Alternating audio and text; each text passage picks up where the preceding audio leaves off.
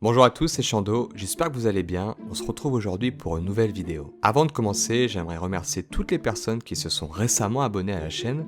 Vous êtes de plus en plus à le faire et je vous en remercie énormément. N'oubliez pas, vous pouvez également me suivre sur mes autres réseaux sociaux, comme mon TikTok ou mon Instagram, ou alors rejoindre mon Discord si vous voulez parler directement avec moi pour me raconter vos propres histoires. L'auto-promo étant fini, c'est parti pour l'histoire. Aujourd'hui, nous allons nous immerger ensemble dans l'histoire de Margot. Elle va nous raconter une expérience qu'elle a vécue alors qu'elle était locataire d'un appartement, de son premier appartement. Et peut-être, enfin je ne vous le souhaite pas particulièrement, il est possible que vous ayez déjà vécu une histoire similaire. Une chose est sûre, c'est que après cette histoire, vous allez faire très attention à votre appartement et vous risquez de fermer votre porte à double tour. Mais avant de vous en dire plus, générique.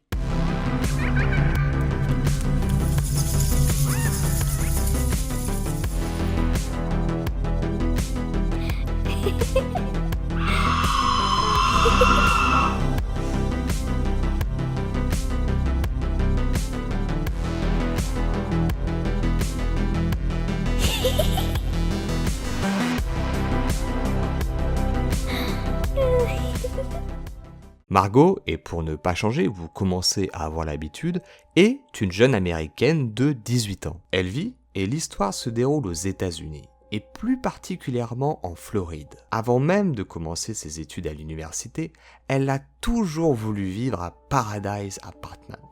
Elle était naïve à l'époque, mais elle a toujours voulu vivre là-bas. Beaucoup de ses amis y avaient déjà séjourné, et dans la région, ou plutôt dans le coin, on va dire que c'est un complexe d'appartements qui est assez réputé et où tous les jeunes étudiants souhaitent y aller. De beaux appartements donnant sur la plage, de superbes commodités comme des terrains de tennis, des terrains de basket, une grande piscine et une cuisine commune toute nouvelle qui ferait même rougir de jalousie Gordon Ramsay lui-même. Margot savait qu'elle n'utiliserait probablement aucune de ces commodités, mais elle voulait vraiment cet appartement, parce qu'il était proche de la mer et surtout, ils acceptaient les animaux de compagnie. Lorsque le moment est finalement venu pour elle d'avoir son propre appartement, elle a loué le seul appartement encore disponible et s'est précipitée à emménager dans la foulée.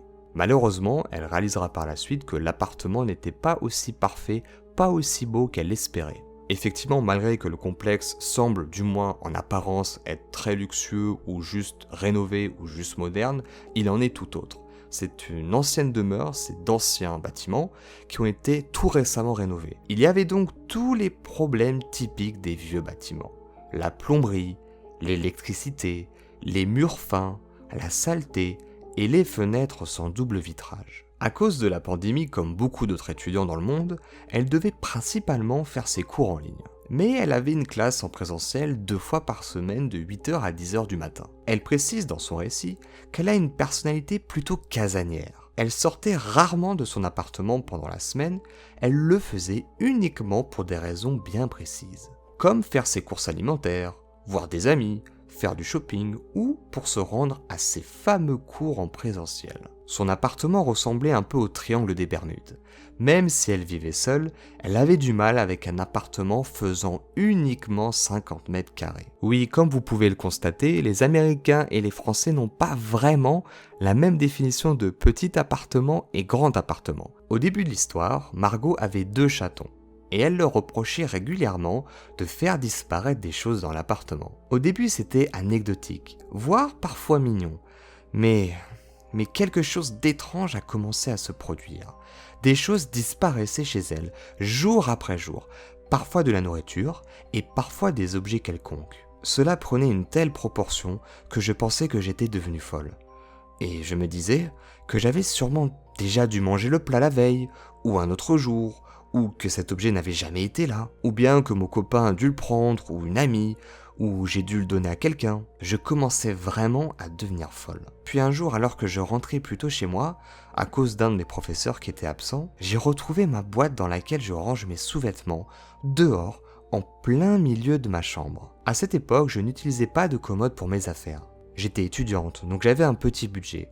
J'avais une sorte d'étagère Ikea où vous pouviez mettre des boîtes en plastique dedans comme des espèces de racks de rangement. Et c'était justement une de ces boîtes qui était ouverte sur le sol en plein milieu de ma chambre. Mais j'aurais juré ce jour-là que j'avais rangé la boîte de sous-vêtements après m'être préparé pour le cours. Mais j'ai pensé cette fois-là que j'avais dû oublier, parce que je devais me lever tôt, parce que j'étais pressé, et que j'étais absolument concentré au fait de ne surtout pas arriver en retard en cours. Croyez-moi, si vous aviez mon professeur, vous ne voudriez vraiment pas arriver en retard. Mais, sans doute paranoïaque, Margot a commencé à penser qu'une partie de son linge disparaissait également, car les vêtements qu'elle déposait dans son panier à linge sale disparaissaient les uns après les autres. Vers la fin de ce semestre, Margot travaillait un soir sur un devoir, quand son petit ami l'a appelé pour lui faire savoir que son colocataire l'avait accidentellement enfermée dans son propre appartement.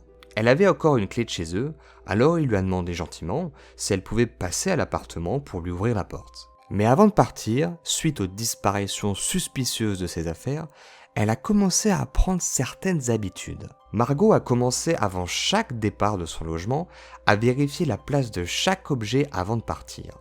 Étendre des petits pièges, laisser la porte ouverte à un endroit précis, mettre un crayon à un endroit pour vérifier si quelqu'un ouvre la porte, laisser une lumière spécifique allumée et une autre éteinte, etc., etc. Lorsqu'elle est revenue à son appartement après avoir sauvé son petit copain, elle va immédiatement se rendre compte que quelque chose a changé. Je suis revenu moins de 15 minutes plus tard. J'ai immédiatement senti que quelque chose n'allait pas, car je pouvais voir à travers les stores que la lumière que j'avais laissée allumée était éteinte. J'ai immédiatement appelé mon copain pour qu'il pénètre avec moi dans l'appartement. J'avais trop peur de faire ça toute seule. Nous avons déverrouillé la porte et sommes entrés. Toutes les lumières étaient éteintes dans mon appartement. Pensant que j'avais peut-être une panne de courant, j'ai décidé d'appuyer sur l'interrupteur de la lumière principale. Et elle s'est allumée. Mon petit ami a vérifié tout l'appartement. Personne n'était à l'intérieur. Mais quelqu'un était passé, j'en étais sûr. La lumière que j'avais laissée volontairement allumée était éteinte. Le crayon que j'avais laissé derrière la porte n'était plus à la même place. Quelqu'un avait ouvert la porte de ma chambre. Et mon PC portable que j'avais laissé ouvert sur mon bureau est juste devant moi, gisant toujours sur mon bureau, mais éteint et fermé. Nous avons appelé le numéro d'urgence de la maintenance ou de l'entretien, du manager, appelez ça comme vous voulez, et j'ai expliqué que quelqu'un était entré dans mon appartement et qu'il avait dû utiliser une clé, car il n'y avait aucun signe d'effraction. Le manager ou le responsable de l'entretien, j'imagine, m'a rappelé et m'a dit que je devais imaginer des choses. Peut-être que j'avais oublié que j'avais éteint les lumières avant de partir. Je lui ai assuré que je n'aurais jamais éteint mon ordinateur, encore moins la lumière. Quelqu'un s'était introduit dans mon appartement, c'était une certitude. Je lui ai dit que j'étais extrêmement inquiète, car de toute évidence, cette personne avait une clé pour rentrer chez moi. Soit elle travaillait ici et s'occupait de l'entretien des chambres, soit c'était peut-être un ancien locataire. J'ai demandé s'ils avaient changé les serrures après le départ du locataire précédent, et il m'a assuré qu'ils changeaient systématiquement les serrures après chaque déménagement. Le responsable a suggéré que c'était peut-être un ami qui me faisait une farce, quelqu'un d'autre à qui j'avais donné une clé. Mais les seules autres personnes à qui j'avais donné les clés étaient mon petit ami, et sa clé de mon appartement avait été enfermée avec lui dans son propre appartement, donc impossible que ce soit lui, et ma mère, mais qui habitait à 3 heures de route de chez moi. Et puis, de toute façon, ni l'un ni l'autre lui aurait fait une telle blague de la sorte. Le responsable va finalement décider, après plusieurs minutes de pourparlers, de lui envoyer quelqu'un sur place qui va changer la serrure pour la tranquillité d'esprit de Margot. Le responsable m'a réaffirmé que les doubles des clés étaient enfermés dans un coffre-fort spécial qui nécessitait un code personnalisé dont seul le personnel de maintenance avait l'accès. Et qui plus est, dans cette même pièce, il y avait également une caméra de sécurité. Ils ont fini par changer les serrures, mais cela n'a pas affecté les doutes de Margot. Autant qu'elle le sache, il n'y avait que 2 hommes d'entretien qui travaillaient dans le complexe. Un homme gentil et plus âgé, qui ne semblait pas être très compétent et pas très méchant, et un homme plus jeune, avec une barbe hirsute, qui lui donnait vraiment un mauvais pressentiment. Lorsqu'elle a emménagé pour la première fois, le directeur lui avait dit que quelqu'un de l'entretien passerait pour changer les meubles de sa cuisine. Elle a attendu pour déménager ses affaires de cuisine, mais au bout d'une semaine, personne n'était passé pour faire les travaux. Et puis, au bout de quelques mois, elle a fini par complètement oublier. Mais un jour, elle était assise dans son salon, et ce gars de l'entretien est entré sans frapper ni s'annoncer, et Margot n'avait reçu aucun message la prévenant de l'arrivée de l'homme. Il lui a dit qu'il était là pour remplacer ses meubles de cuisine comme convenu. Il lui a fallu approximativement 2 jours pour installer un petit morceau de comptoir. Quelques semaines plus tard, elle sortait de la douche et elle a entendu quelqu'un frapper à la porte. Elle a crié « Juste 1 minute !» puis s'est dépêchée de mettre quelque chose sur elle. Mais moins de 2 secondes plus tard, la porte a commencé à s'ouvrir et Margot a dû la claquer pour l'empêcher d'entrer. Il m'a affirmé ce jour-là qu'il ne m'avait pas entendu appeler. Il s'est à moitié excusé, même si de vous à moi, c'était à peine convaincant. Une autre fois, elle a trouvé une note indiquant qu'il était venu chez elle, sans donner aucun motif, aucune raison à son intrusion, mais qu'il s'était assuré de faire attention à ses chats et qu'aucun de ses chatons n'était sorti de l'appartement. Et il notera à la fin de son message ceci: « Votre 3e chat est vraiment très mignon. » Sauf que Margot n'a pas de 3e chat. Mais effectivement, quand elle était plus petite, elle avait un chat. Le chat de la famille, qui n'est plus là malheureusement en 2022, mais elle avait un chat avant. Et la seule présence de ce chat qui reste dans l'appartement est une photo d'elle et de son chat qui se trouve dans la chambre de Margot, précisément, vous l'aurez deviné, dans l'étagère, à côté de la boîte de sous-vêtements. Et suite à cette intrusion, elle demandera à être prévenue systématiquement 24 heures avant l'arrivée de quiconque et elle voudra être tout le temps sur place. Donc les visites inopinées surprises, c'est fini. Maintenant qu'elle savait sans l'ombre d'un doute que quelqu'un pénétrait son appartement, tout faisait sens. Un petit détail que vous devez savoir, c'est que le personnel d'entretien vit également sur place. Donc cet homme avait la possibilité de connaître tous ses allées et venues. Qui sait combien de fois il s'était déjà faufilé dans son appartement? Combien de petits souvenirs lui avait-il déjà volés? Et peut-être s'est-il déjà immiscé dans son appartement pendant qu'elle dormait. Après l'épisode avec les lumières, elle a mis son propre verrou sur la porte, mais elle n'avait plus aucune confiance envers son propriétaire et le personnel de l'entretien. Sous les conseils de son entourage, elle finira par déménager. Et à cette même période, elle obtiendra également un boulot d'étudiant dans un autre complexe d'appartements concurrents. Dans les derniers jours avant son départ, la mère de Margot est venue sur place pour l'aider à ranger ses dernières affaires et faire le ménage dans l'appartement. Alors qu'elle était seule dans la maison, elle a surpris l'homme de l'entretien en train d'essayer d'ouvrir la porte de la chambre de Margot. Elle a alors exigé de savoir pourquoi, qu'est-ce que vous faites là, pourquoi vous essayez de pénétrer dans la chambre de ma fille. Elle a alors exigé de l'homme de lui donner des explications. Il lui dira qu'il était tout simplement là pour repeindre la porte de la maison. Mais ce qui va troubler et alerter la mère de Margot, c'est que cet homme n'avait rien sur lui. Pas d'habit de peinture, pas d'outils de peinture, pas de peinture tout court, il n'avait absolument rien. La mère de Margot lui répondra donc plus ou moins gentiment de rentrer chez lui et qu'il pourrait très bien peindre la porte une fois que Margot aura déménagé. Mais l'histoire ne s'arrête pas là. Je vous propose de faire un bond dans le futur de 1 an.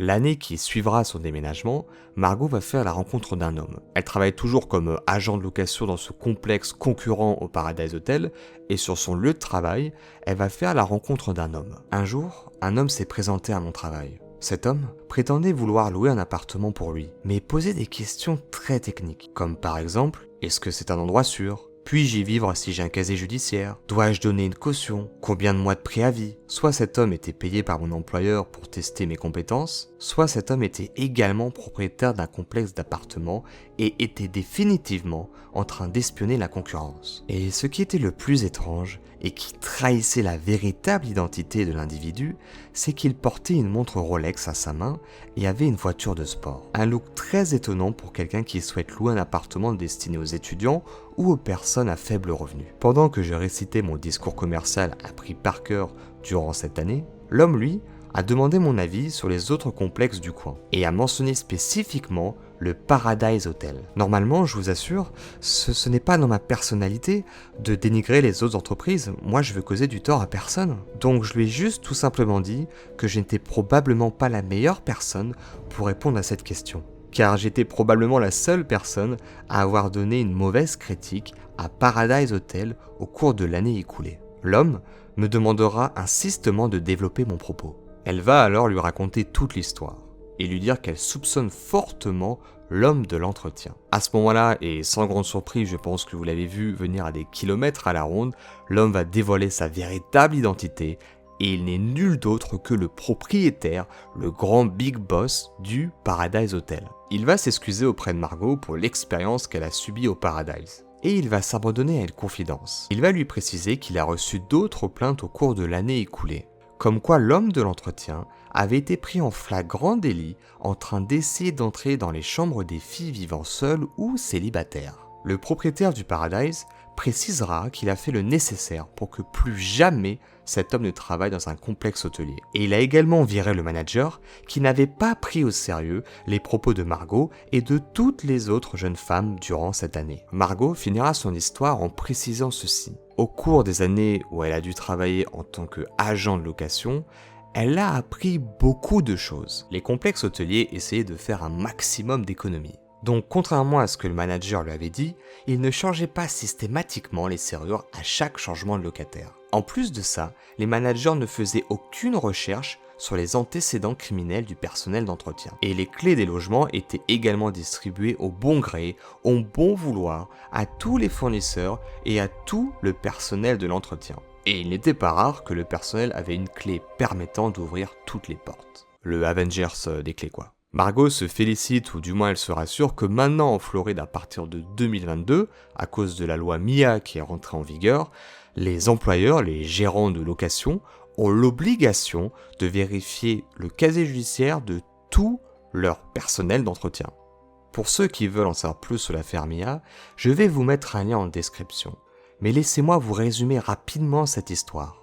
En 2022, une jeune femme de 19 ans, Mia Marcano, avait été retrouvée morte assassinée par l'agent d'entretien. Agent dont on n'avait pas vérifié le casier judiciaire auparavant. Margot finira son histoire par « Toi, qui t'es introduit chez moi tant de fois, je n'espère ne jamais te revoir. » Et c'est ainsi que s'achève notre histoire. Et si cette vidéo vous a plu, comme d'habitude, n'hésitez pas à liker, partager et commenter. Et si d'aventure vous souhaitez soutenir davantage la chaîne, le meilleur moyen reste encore de vous abonner, d'activer la petite cloche, de me rejoindre sur mes autres réseaux sociaux comme Instagram ou TikTok, et surtout de venir sur mon Discord et de me raconter directement, en tête-à-tête, vos propres histoires. Et peut-être qu'elles feront l'objet d'une prochaine vidéo. Quant à nous, on se retrouve très bientôt pour une nouvelle histoire. Faites très attention chez vous, fermez bien vos portes à double tour. On se retrouve très bientôt. C'était Chando. Ciao.